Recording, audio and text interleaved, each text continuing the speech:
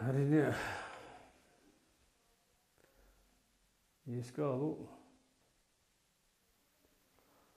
өте ауыр. Дәурен менің екінші ұлым. Бірінші ұлым 75-ші жылғы еді. Ол да жол апатынан қайтыс болған, осыдан 7-8 жыл бұрын. Мынау екінші Дәурен 76-ші жылғы үйленген. Екі баласы бар артында, 3-те, 2-де, ұлы 3-те, немерем, қызым 2-де қазір.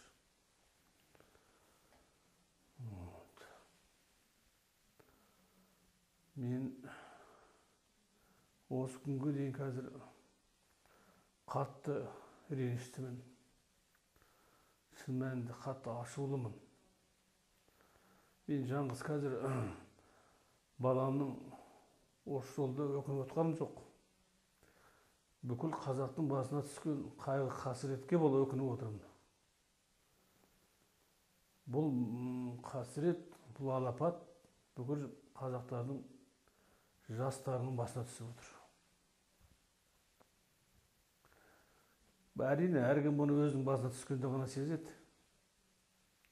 Басына түспесе, біздің қазақ жайбарақат бейқам халық қой, ештеңе ойламай жүре береді. Тек басына түскенде ғана әттең деп қалады. Мен шыны керек, бұл баламды оқыттым, өте жоғары білімді, мектепті жақсы оқыған. Одан кәдімгі КЗГУ-дің Әл-Фараби атында КЗГУ университетіне түсіп, онда экономист факультетін бітіріп шыққан. Жоғары білімді. Алматыда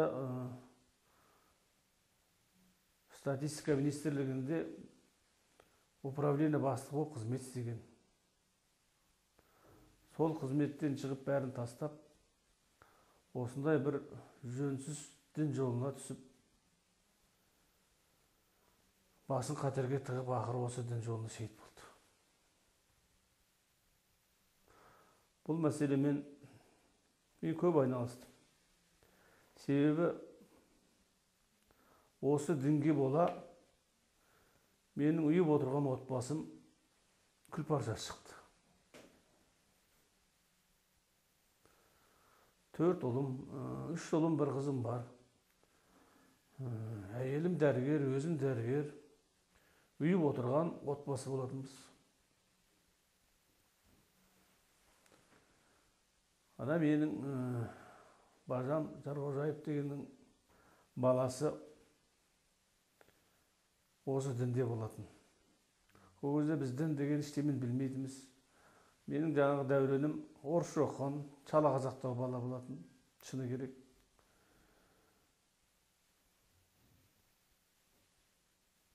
Осы дінге бола менің семьям ойран шықты. Семьям әйелімен ажырастым мен осы дінге бола. Себебі бұл дін өте қатыгез, жақсы дін емес. Осы Құранда барлық дінде, мына біздің өзіміз елбасымызда барлық діни конфессияларды жинап, бәрін татулыққа, бірлікке шақырып отқан кезде, менің мынау бала-шағамның тап болған діні не қылған дін? Мен осы күнге дейін таң қаламын. Егер бұл дінде болмаса, семья құруға болмайды. Осыған бола, осы дінге бола біз семьямызбен ажырастық. Баланы әкесіне қарсы қоятын бұл нағылған дін. Әйелі мен күйеуін ажырастыратын бұл нағылған дін. Бұл жаңғыз менің ғана отбасында болып отқан ойран емес қой. Менің түсінігім бойынша қазір газетте көп жазады. Теледидарына беріп жүр мысалға, қанша жақта мысалға осындай отбасылар ойран болып жатыр. Семьялар талқан болып бұзылып жатыр. Мен ойлаймын, осындай қасіретке, осындай мен ойлаймын, бұл дін біздің қазақ халқына келген ең қатерлі дін. Бұндай дін болмау керек. Біздің ата-бабаларымыз, біздің бәрімізді өсіріп өндірген, осы өмірге жеткізген, осындай ұлан-байтақ жерімізді игеріп алып қалған кім үшін алып қалды? Осы қазақ бауырларымыз үшін алып қалды ғой. Қазақ деген ел болсын, мемлекет болсын, деп алып қалған.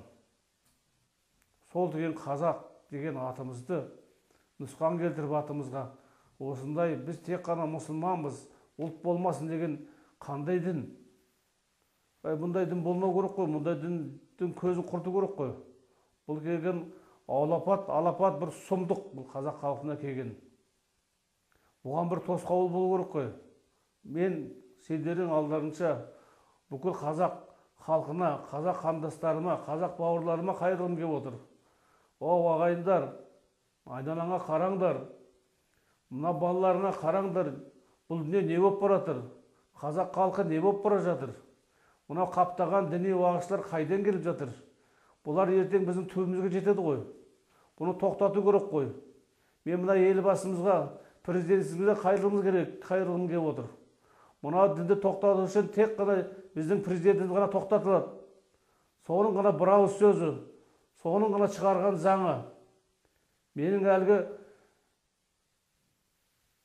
депутат мырзалар осы заң шығаратын, соларға қайырғым келіп отыр. Бұлар көрмей отыр ма? Не қарап отыр? Әлгі шығарған дін туралы заңы ешқандай біздің өмірімізге, ешқандай тіршілігімізге тура келмейді ғой. Бұл сырттан келген дінді нағып есіртіп қойды. Кім бұған тоқтау салады? Кім тоқтатады? Егер де елбасының қолынан келмесе, бұл депутаттарының қолынан келмесе, о қалайық біз өзіміз шығайық. Бүкіл қазақ халық болып өзіміз шығайық, қарсы тұрайық. Мына келеткен сырттан келген алапат дінге қарсы тұруымыз керек. Тоқтатуымыз керек. Бала-шағамызды ақтап алуымыз керек. Бала-шағамызды қорғап алуымыз керек. Мынау алапат менің басыма түскен мынау жаман күн ертең барлықтарының басына түседі. Сондықтан менің айтайын деп өткерім, айналайын бауырлар, айналаңа қарайық, көзімізді ашайық. Мынандай қазақ халқына келген қасіретті, қазақ деген халық болмау керек, тек қана мұсылман болу керек деген зұлмат, сұмдықты тоқтату керек. Мұндай дінді бұл Қазақстан территориясынан қуып шығу керек. Көзін құрту керек бұндайдың. Егер де қазақ болып, ел болып, жерімізді, елімізді сақтап қаламыз десек. Енді сіздерге осы сіздер арқылы халыққа берейін деп отқан сұхбатым осы еді. Мен қазір әлі өкінемін. Менің балам кім үшін өлді? Не үшін өлді? Осы сұрақ мені мазалап қоймайды. Елім үшін, әкем үшін, анам үшін, балам үшін деп құрбан болса, мен бақытты болар едім. Міне менің балам өзінің ел үшін, туған жер үшін шейіт болды, қаза тапты деп. Алайда қайдағы бір әлдене бір бөтен жат дінге бола жаным пида еткенде мен осы уақытын қазір күнге дейін түсінбеймін. Миыма кірмейді еш уақытта. Не себептен? Сондықтан абай болыңыздар, жан-жақтарына қараңыздар айналайын. Бізге дін керек емес, керек. Бірақ дін біздің мынау қазақ халқының дәстүр салтын, біздің қазақилығымызды, қазақтығымызды сақтап қалатын дін керек. Сан ғасырлар бойы біздің ата-аналарымыз, ата-бабаларымыз осы дінмен келе жатыр. Өзін мұсылманбыз деп есептейді. Бірақ сонда да өзінің қазақылығын, ата дәстүр салтын жоғалтқан жоқ. Енді кеп екі қол жек шықты, екі қол атты шықты деп қайдағы бір құрған бір нашар халықтың бірлігін, тыныштығын құртатын дінге бола қазақ халқын жоғалтамыз ба? Ол болмайды ғой. Сондықтан бүкіл ағайын бауырлар бәріміз халық болып бірлесіп бұл дінге қарсы тұруымыз керек. Бала-шағамызды осы діннен қорғап қалайық. Қазақ болайық, қазақтығымызды жоғалтпайық. Өліп кетсек те қазақ болып өлуіміз керек. Бәріңді мен шақырамын, қазақ бауырлар. Өлсеңдер де қазақ болуларың керек. Қазақтың дәстүр салтын, қазақилығын, қазақтығын жырлап, жария етіп жүру керек. Сонда ғана біз мемлекет бола аламыз. Әйтпесе кім көргенін қолшақ болып өсіп, шашырап, быт-шытымызға берден талқанымыз шығады бәріміздің де. Жалпаға кеше қарулы қақтығыс жағдайында мерт болған бауырларымыздың ата-аналарының қайғысына себеп болған осы вахабилік ағымның үгіт насихатына ұрынуына